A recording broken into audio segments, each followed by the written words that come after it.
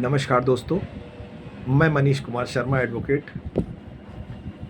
आज आपके सम्मुख धारा 13 हिंदू विवाह अधिनियम के संदर्भ में चर्चा और परिचर्चा करने के लिए उपस्थित हूँ। धारा 13 हिंदू विवाह अधिनियम, जिसमें कि यह अवधारित किया गया है कि किसी भी स्त्री या पुरुष के द्वारा सप्तपदी विधि द्वारा अर्थात अग्नि के साथ फेरे लेकर विवाह किया गया हो, उनमें यदि किसी तरीके से आपसी वैमनस्यता उपलब्ध हो जाती है या उनके मन में मतभेद उत्पन्न हो जाते हैं और वो एक दूसरे के साथ नहीं रहना चाहते हैं, तो ऐसी सूरत में धारा 13 अवधारित करती है। धारा 13 में कोई एक पक्ष तलाक देना चाहता है और एक पक्ष तलाक नहीं देना चाहता है। ऐसी स्थिति को बताया गया है कि धारा 13 में हम यह लाभ प्राप्त कर सकते हैं। धारा 13 में बताया गया है कि पति पत्नी में से किसी भी एक व्यक्ति के द्वारा पर स्त्री गमन या पर पुरुष गमन किया जाता है तो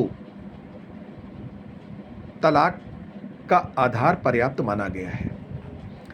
इसके अतिरिक्त यदि स्त्री या पुरुष में से कोई भी एक व्यक्ति अपना धर्म परिवर्तन करा लेता है, अर्थात हिंदू धर्म के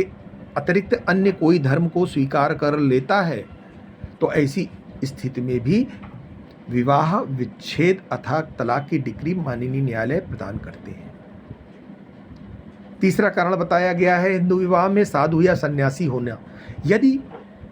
पति पत्नी में से कोई भी व्यक्ति विवाह उपरांत साधु सन्यासी हो गया हो, तो ऐसी सूरत में भी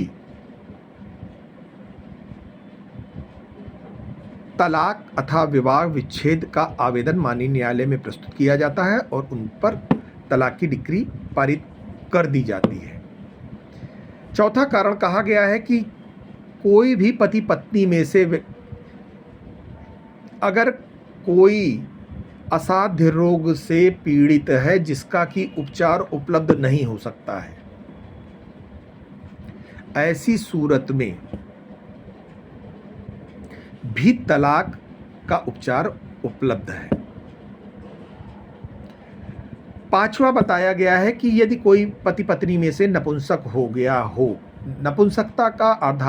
आधार यह है कि पुरुष पिता बनने की स्थिति में ना हो और स्त्री माता बनने की स्थिति में ना हो, अर्थात गर्भ धारण करने की स्थिति में नहीं है, तो भी तलाक का आधार पर्याप्त माना गया है। नपुंसकता में पुरुष के संदर्भ में एक चर्चा और परिचर्चा करना आवश्यक समझता हूं कि इसमें एक विशेष सिद्धांत दिया गया है कि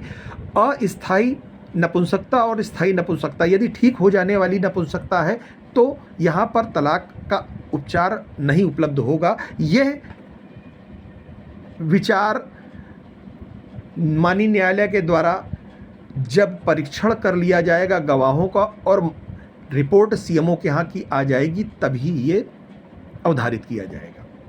इसके अतिरिक्त 7 वर्ष से अधिक समय तक किसी भी स्त्री या पुरुष के द्वारा एक दूसरे को छोड़कर कहीं अन्यत्र रह रहे हैं जिसके बारे में ना सुना गया हो ना देखा गया हो, तो भी ये आधार आपके पास में उपलब्ध है। 7वां कारण माननीय उच्च न्यायालय ने यह जोड़ा है कि क्रूरता, चाहे वो स्त्री की पुरुष के प्रति हो या पुरुष की स्त्री के प्रति, तो ये कारण भी तलाक के लिए पर्याप्त माना गया है और तलाक के आवेदन में इन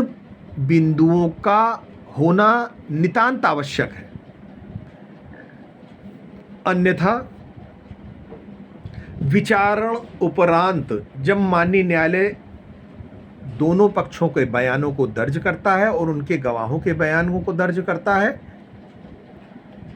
और उसके उपरांत जब अपना निर्णय देता है, तो इन बिंदुओं के ना होने के कारण से यह तलाक संपादित नहीं हो पाता है, अर्थात तलाक की डिक्री, विवाह विच्छेद की डिक्री नहीं प्राप्त हो पाती है। इसलिए इन बिंदुओं का होना बहुत ही आवश्यक होता है। यदि मेरी जानकारी आपको अच्छी लगी हो तो अपने मिलने वालों को सब्सक्राइब कर बताएं और लाइक भी करें। धन्यवाद।